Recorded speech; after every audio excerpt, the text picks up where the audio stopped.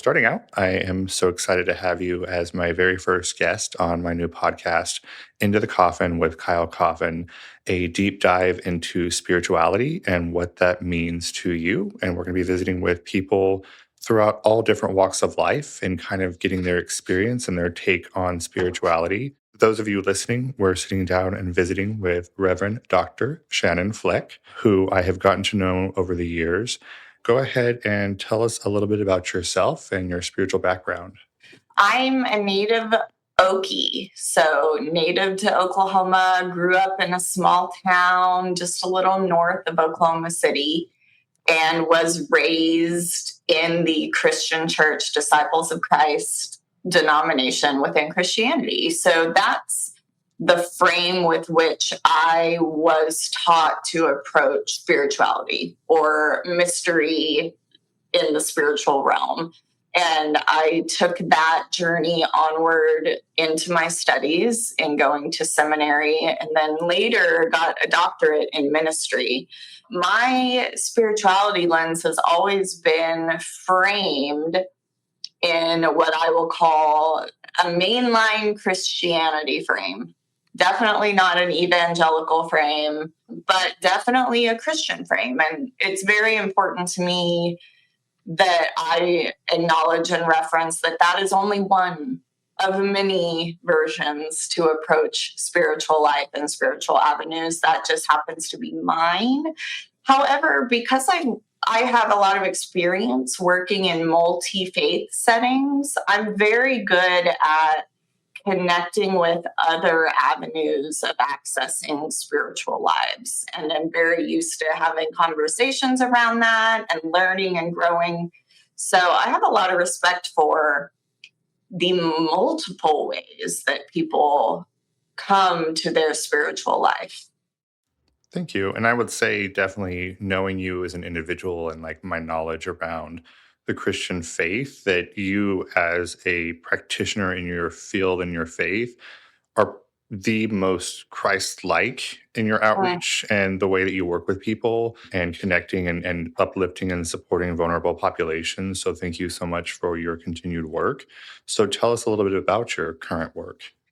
Well, for close to 8 years, I led the Oklahoma Faith Network here in the state of Oklahoma, where I've been very active presence in all manners of activity. But I view my role, even now that I've stepped into this new position with Faithful America, the role is similar in that we need to get faith into the conversation in a healthy way. Right now, we see a lot of examples of faith in the conversation in a destructive way, a hateful way. And we really need to pop up and lift up a faith voice that says something that is actually like Jesus.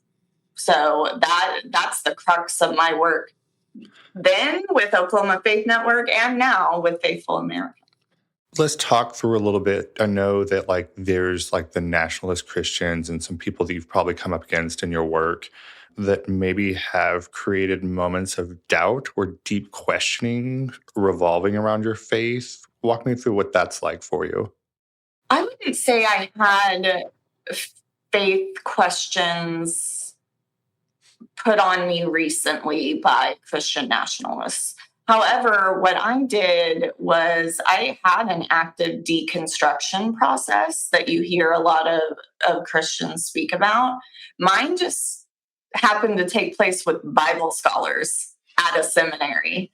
They took the faith of my childhood and taught me how to learn something new and ask different questions. And most importantly, taught me that it is okay to ask all the questions. Like God can handle all the questions, and your faith should be able to handle all the questions. And if someone's telling you that you should not be asking questions, that is a massive, large red flag. Let's dive into some deep questions around your spirituality. And the biggest one for me is, what does the afterlife look like for you, if you can envision that? I don't picture some gilded, gold caged, heavenly, cartoonish entity that I think so many people have put out into the world. I think afterlife comes with a reconnection to those that we have loved and have loved us. And that's probably about as far as I can go. I believe that there is connectivity amongst all of us as human beings. There's some sort of connection, be it completely invisible, but completely vital and important. And I feel like we get those answers when we aren't in this part of our existence anymore. So definitely not into the like Hallmark card heaven things. Very much picture a feeling of just being at home surrounded by people that you love. Thank you. I know for me, since probably 2020, that's a space that I've struggled with. Like, what is next after this? And I've done a lot of meditation, a lot of exploration. I actually recently did a ayahuasca ceremony where I connected with Aya as this very feminine energy. And like, it kind of put this whole lens on my life that everything is sentient, everything has feeling and emotion and this connection and energy. And for me, through this spiritual exploration for myself, I just kind of vision like almost drifting through space, like surfing the cosmos and connecting to the stars. And there's almost like this piece of me that I've discovered that yearns for that. And like I've been there before. And it's time to go, whenever that's that time, it's time to go back and do that again for me. What are your thoughts on that? That makes total sense. I feel like there is going to be this like calling home feeling. That makes total sense to me that you would feel that connection and like you were seeking it and you felt comfortable and wanted more. Let's kind of come back to Earth a little bit and talk about any resistance that maybe you have encountered in the community because of this being such a traditionally male dominated industry and how you've kind of gone around navigating that. Yeah, it definitely played a role. Being a female in ministry in the state of Oklahoma is a different type of existence. Even though women have been approved to be ordained entities for a long time, it doesn't come without discrimination. I say this and fully mean it when I say the very first time in my life as a white cisgender straight woman, the very first time I have experienced discrimination has been in the world of ministry, has been upon entering this world, to the point where my mom was not very supportive of me making the choice to go to seminary because she knew already that it was going to be a hard road to walk. I would say that my experience in local church has been always a challenge. It has always been a challenge to get people to see me and see any sort of theological authority. I'm also graduated seminary when I was 28, and that's very young for ministers. So I was not only female, I was a young female. That puts a whole other layer onto the struggle. Kind of segues into my next question for you. I've been reading a book recently called The Way of the Sivan.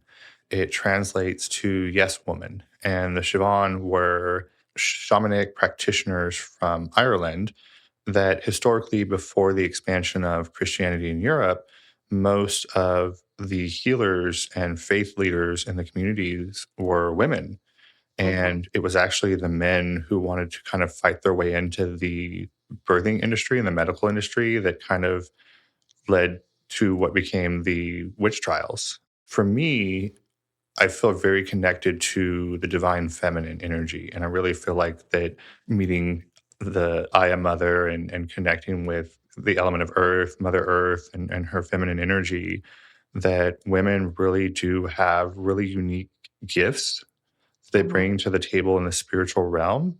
What do you think are some of those unique gifts? And then with those gifts, what challenges, aside from the one we just kind of dived into, do you see?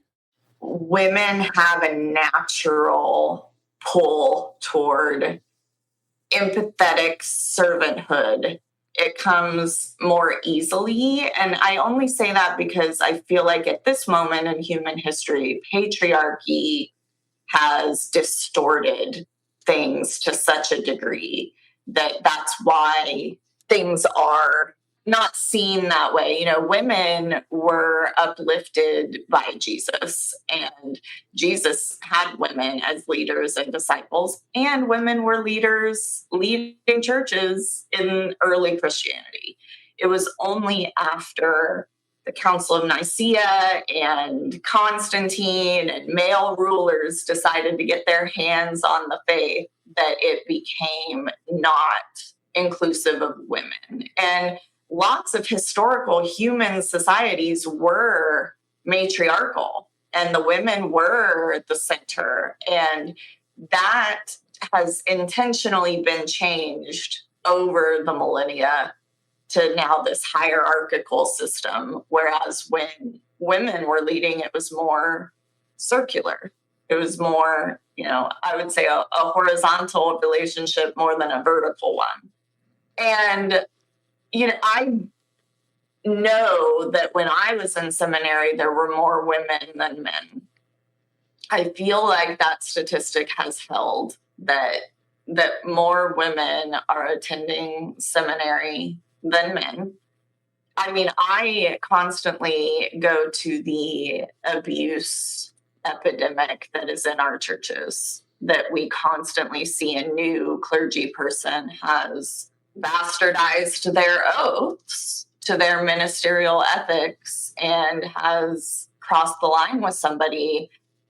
I'm not saying it's never women, but it's rarely women. It's rarely women in these positions of pastoral authority that are abusing that. And that brings an element of power and control that is not a natural thing for a woman to pursue. With all of that in mind, and with more young women stepping into this space, if you could go back and say one thing to yourself or to some of those young women stepping into this role, what would you say? Try to connect to your intuition first and foremost. Don't lay down for someone else's opinion of who and what you should be. I think we know in our gut and our intuition more than we give ourselves credit for. Next, let's kind of dive into interfaith and inclusivity in your work. As somebody that's deeply involved and has been involved in interfaith work, and that's how I've always kind of viewed you as this person that kind of brings everybody together and cultivates space for them. Walk me through a little bit about how you hold space and work with people from different faiths and background while still remaining rooted in your own. That comes from letting go of any need to be right, any need to be true and correct, and to know that you have the exclusive rights on everything that is correct. That is something that is drilled into religious doctrines. And me being able to let go of that has been the biggest gift in connecting to multitudes of people, because I can walk into any situation and visit with a person of any tradition or no tradition and have dialogue with them as a human being, because my roots are rooted in treating my neighbor as a human being. And I'm called to love my neighbor no matter what, without conditions. And so standing in a room with people who, for the most part, believe the exact same thing, they just believe it via different texts, different words, different entities. But we still have this united presence of we're supposed to love and care for one another as human beings. first and foremost. Now, that's getting a little lost in the sauce right now with a lot of what's happening. And a big part of what people of faith can and should be doing right now is getting louder about that heartbeat in the center of all of us is communal. I share that I've spent the last solid 6 years on like this spiritual exploration for myself, which has kind of led me to where we're at today and having this conversation. And for me, I've really found that spirituality is this really beautiful spectrum. And I always view it as like everybody has pieces to the puzzle of what it is, but I always say nobody has it all right. And I don't think that there's ever going to be a person on this earth that will fully put the puzzle together. And I kind of go back to death and the afterlife. In 2014, my pop, who would be my paternal grandfather, passed away. He was an integral part of my life in that he kind of was there in my upbringing for most of it, but he was a very hard person to live with. He grew up in rural Oklahoma, down in Rue Bottom on a ranch, and grew up as a ranch hand and just had this very difficult personality to navigate. For lack of a better term, he sometimes could just be mean. When he passed away, it was really hard for me because I lost like that father archetype in my life. Even though my dad's present in a part of my life, he was a huge piece of that. Days after he passed away, he came to me in this very physical representation of him, but he wasn't young, he wasn't old. It was really strange, but he was there in the room with me, and I wasn't asleep. I was wide awake. And he said, I've traveled the universe and I've experienced so much. And he said, I just want to apologize for the way that I was. And I now recognize that that's not right. I remember telling my grandmother about this, and she was just like, oh, he was mean and he'll always be mean. But I truly do feel like he went out there and surfed the cosmos and found the answers to life that he needed and came back to just say sorry and then moved on. And I've since then kind of craved like wanting that experience again. But I feel like that's all I needed in that brief moment was him showing up, saying that, and leaving. Wow. Yes, that's incredible. That's incredible. And I think that, I've stepped into the role as a tarot reader for the last 3 years. I've experienced and worked with the tarot for over 20 years, very privately, and especially coming from like the arena that you and I both kind of fought in, the political world. That's not something you want to talk about very publicly. And I remember even kind of having some internal struggles when it was like, oh, it's time to kind of come out of the tarot closet after I'd already come out of the closet 20 years ago. And talk about this tool that I was using to help people. And I think that probably the most difficult thing for me that's coming to a question for you is people who come to me either in moments when they've just lost somebody or they've just gotten a diagnosis where they don't have a lot longer to walk this earth. Walk me through like how compassion and all of that connection with those person play a role in your spiritual leadership, and like how do you work with individuals that struggle with those things? They often take me by surprise. Just in a regular hand-to-hand meeting somebody, someone will reveal something very personal just by nature of what I do for work. People disclose very personal things that they are struggling with. It's mentally for me like, okay, I flip a switch and it automatically becomes a pastoral moment more than it is anything else. It's no longer a professional meet and greet at that point. At that point, I have flipped a switch and I am listening. Because if someone is seeking answers, and if they're coming to you in a reading, they're seeking knowledge, they're seeking answers. Same when someone expresses that anxiety with me as a pastor and listening to what they're saying and making eye contact and acknowledging. And one of the biggest things I bring up, if they don't, is the fear element, and really spend time there. What is igniting for you fear in this moment, and really talking through that.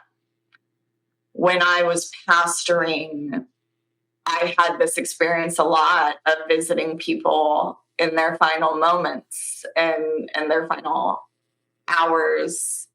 I view that work as the holiest work I have ever done.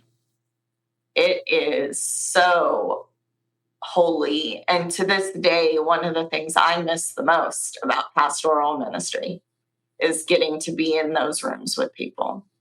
The consistency of the need for physical contact, even if that's just holding a hand, even physical contact as in eye contact, as in I see you. I'm not going to turn my eyes from you. You have all of my attention. And reminding people this is scary, but it will be okay, and there will be peace. And I can't promise, I make no promises other than it's going to be okay. And you are not alone and won't be alone. It's going to be okay. I think that you said something in there when you said that there's like this flipping of a switch. I recognize that now. When I first started reading for other people, I wanted to cry with everybody. I wanted to hold their hand and feel their pain with them. And then I think I finally had to learn to like flip that switch and say, no, I have to let them experience this and just, you said, acknowledge those feelings and then try to walk them through that as best as possible. In the space that I work in, people sometimes treat it like, and they've probably heard somewhere along the lines, like, don't tell them everything, just see what they can pull out. And then we start the conversation and it just kind of becomes word vomit where everything just kind of flows out and they just spill everything. And so sometimes it just is like a semi that comes out of nowhere. And it's like, oh, okay, so this is what we're talking about. Okay. And so I kind of have to turn that switch and that dial to where I need to be in that space. And I will say sometimes it gets really hard to not cry when I hear people's stories and not feel their emotions, because especially when it kind of blindsides me. Walk me through a little bit deeper into how you feel kind of going through that yourself. It feels correct. It feels like exactly where I should be and doing something that I should be doing. Learning the switch is exactly what you just said. It's for the purposes of keeping myself in it, but in more of a connectivity way, not an enmeshed way, if that makes sense. So I'm like linked, but not in the emotion. Whereas if it was my daughter or my mother, I would be enmeshed in that emotion without an ability to flip a switch. So how I feel in that moment is, and I can only describe this as God just because that's my frame, I feel calm. I become an incredibly patient version of myself, sometimes unrecognizable. I do have a 10-year-old daughter who pushes my boundaries. So I am familiar with patience and lack thereof. And when I am in those moments, I am at the height of patience. I am hearing every word. I am locked in. And the only, like, that has to be holiness calling me into the moment, because I feel like I am at my most pastoral when I am able to be in that with somebody. I don't know if I've ever really thought about it like that, but it is a very discernible thing. It's very active. And when I would leave a visit and go to my car, and that switch would get turned off by whatever, a phone call, an email, a car horn. The switch gets thrown off. I'm no longer in that space. I feel that difference. I feel that discernible difference. And I think that's why I miss it so much. I think that's why I miss being in the rooms with the people and holding their hands and hearing them and making that eye contact. I think it's because I miss that call in me to be that. Never thought about that before either. Thank you. I appreciate Yeah. you diving into that space with me. Before we kind of shift into some final thoughts with you, something came to mind when you were talking, and in my spiritual practice, when I meet with people, so I read Fridays and Sundays. Every Sunday night, I have this ritual that I've created where I visually picture myself cutting the cords from all those connections with those people. I have a little bit of an herbal bath that I do to kind of wash all that off. And in my practice, I've really connected with Mother Earth. And I always say, like, Gaia, Mother Earth, take all of this energy and take this into your womb and rebirth it, so that way when it finds those people, it's something new and it's not the same negative or harmful or angry or agitated energy. It's something new for them. Do you have something, like, whenever you are turning that switch off, that you kind of navigate through that helps you? Yeah, that light switch action in my brain.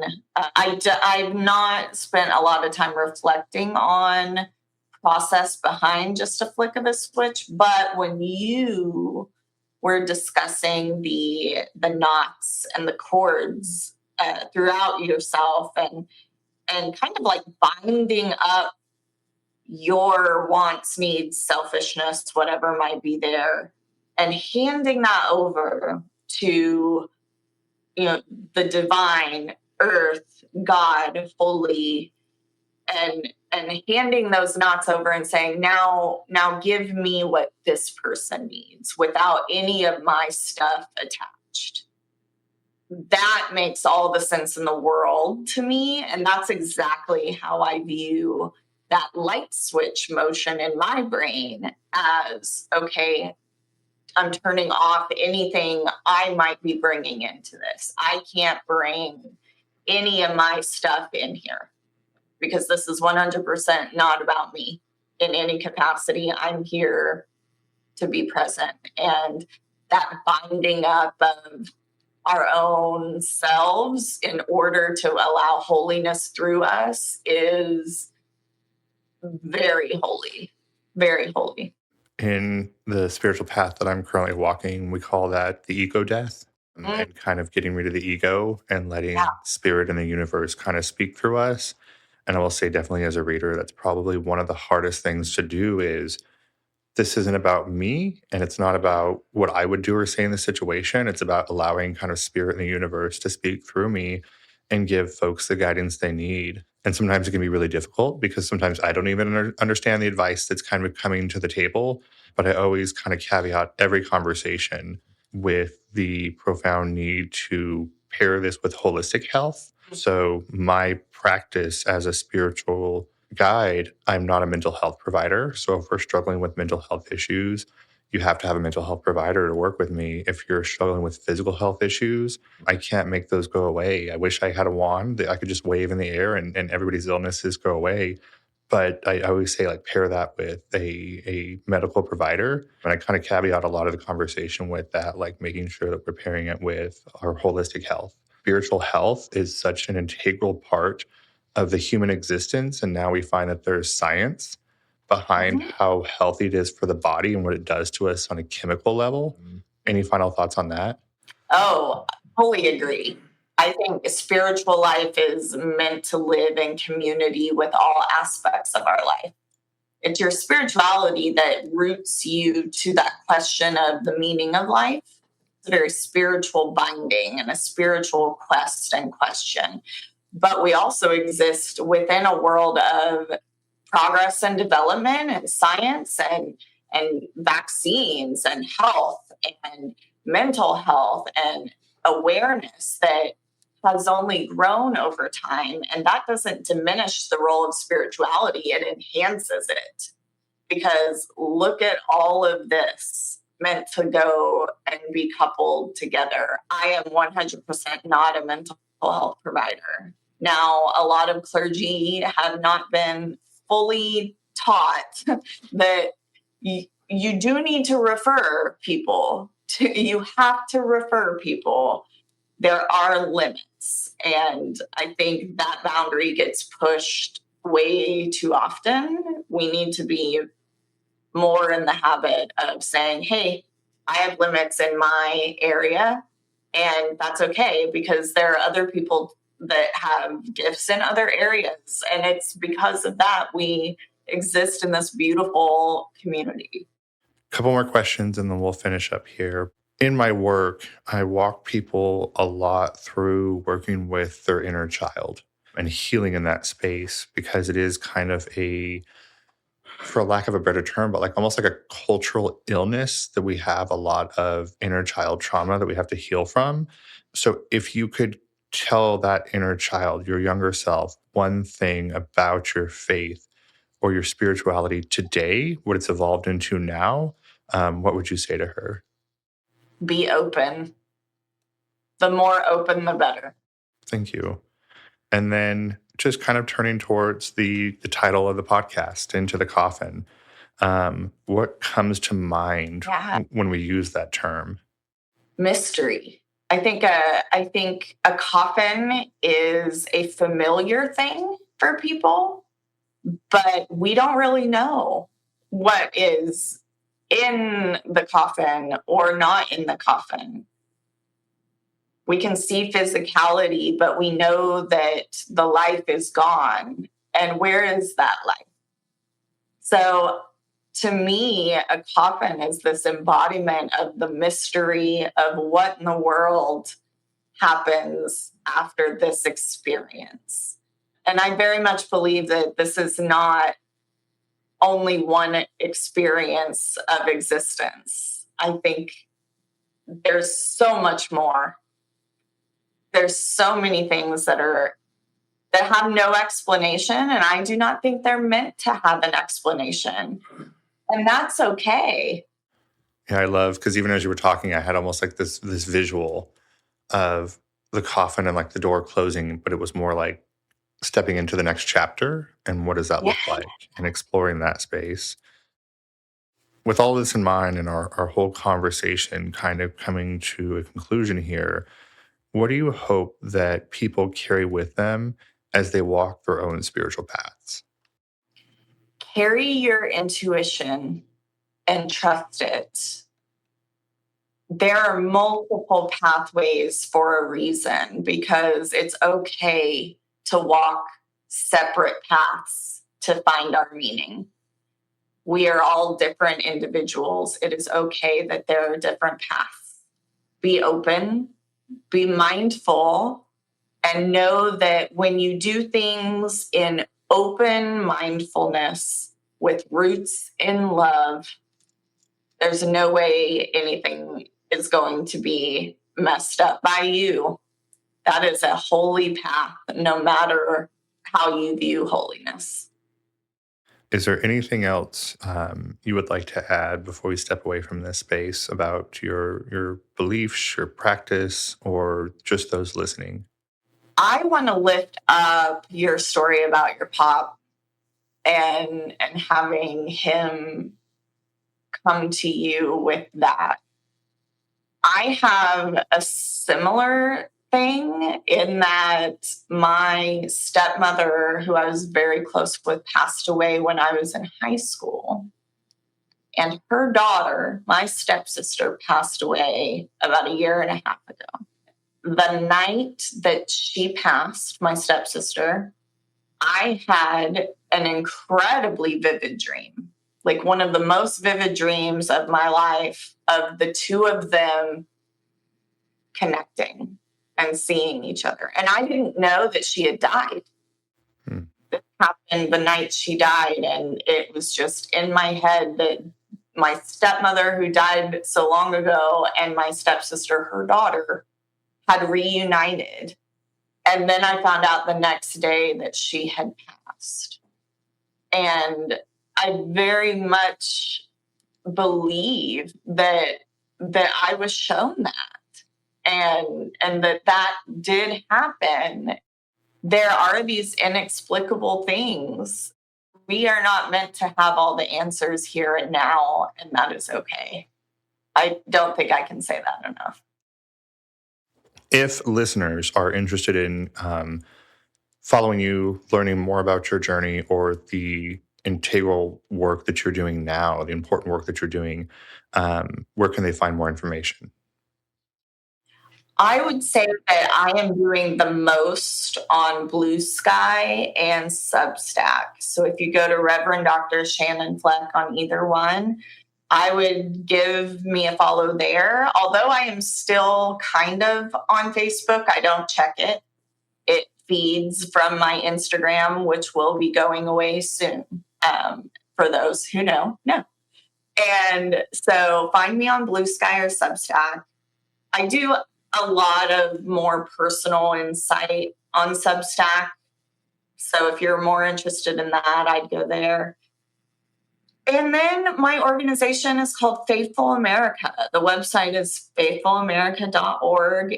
We are doing the work of combating Christian nationalism head on. We are completely movement funded, meaning that we are funded by individuals across this country, an average gift of $39 a month, because so many people are invested in an action around the religious extremism that's trying to take over.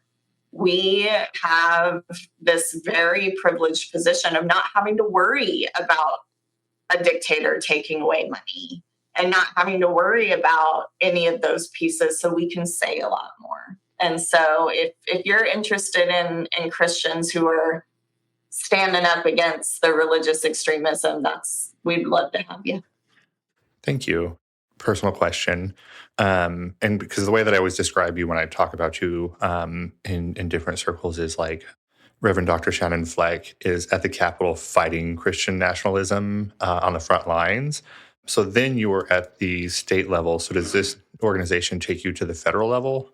It takes me to the federal level, but also with eyeballs on the states, because we fully know and acknowledge that it's the grassroots work that is going to affect real change. So that means standing in a nationwide spot, but very much connecting with our members across the country to find out what needs are, what's happening on the ground, what resources can be utilized, so that we are amplifying state and local work. Coming from the arena and just knowing the fight, we recognize that these federal movements are seated in state policy, that they beta test in these states to see how quickly and how easily they can push it through and roll out these programs. So they do start at the state level and then kind of snowball into the federal level. That's why the grass movement behind preventing this is so important. Congratulations on this next step in your journey. Thank you, Reverend Dr. Shannon Fleck, for visiting with us today as we dive into the coffin with Kyle Coffin.